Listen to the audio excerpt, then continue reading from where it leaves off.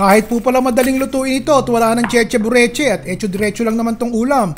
Pag 2 beses nyo palang lulutuin ito mga kaibigan sasakit din ang tulatod nyo. Dinala ko po ito sa patak namin at sa di inaasahang sitwasyon, sa gate pa lang nadali na po ng mga sumasyat ng gin bulag. Kaya ora-orada po ako kung naghagilap ng mga rikado sa pantry nung may pa-party.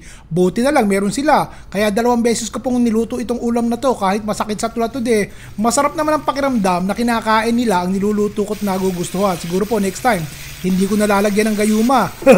Para kahit paano may matira at hindi lunuklaway na lang yung ibang guest. Hindi na po ako nagdagdag ng mantika. Yung galing na lang po sa karning baboy na prito ginamit ko.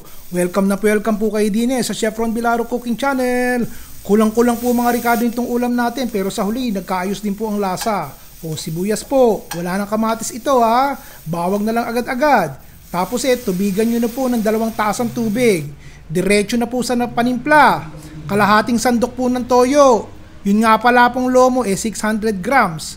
Oyster sauce po. O lagyan nyo na. Pork powder kung gusto nyo po. Walang pilitan ha. At hindi naman po nakagapos ang mga kamay nyo. Tsaka nyo po ilagay itong ating half-cooked na lomo. Sandali na lang po ito at madali pong lumambot ang karning baboy din sa lugar ko.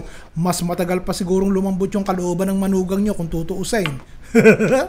Ito po ay sandali lang. Takpan po natin at hayaan na nating lumambot. Magbingo muna kayo. Sa letrang B, baboy po. Malambot na po ang baboy sa letrang B.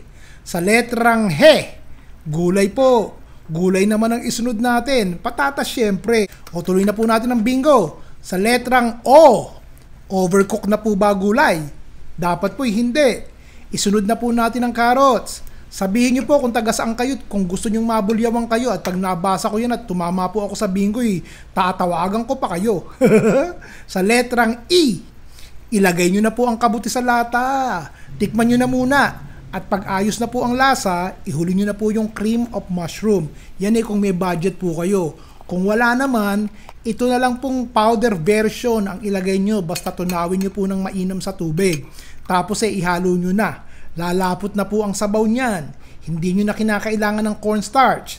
Sa letrang O, over na po ang lasa kung lalagyan nyo po ng all-purpose cream. Umay na, kaya wag na po. Sa letrang N, nakakawala po ng pagod kapag nagugustuhan nila ang ulam na dala ko. May sibuyas na mura man o wala. At bago po kayo sumigaw ng bingo, hanguin nyo na, patayin nyo na po yung apoy. Bingo! Ito po hindi kasabihan pero naniniwala po ako na kapag po kayo masaya at habang nagluluto, lalong sumasarap ang niluluto nyo. Kaya happy lang ha! Enjoy po kayo! Ayos! Ron Bilaro po!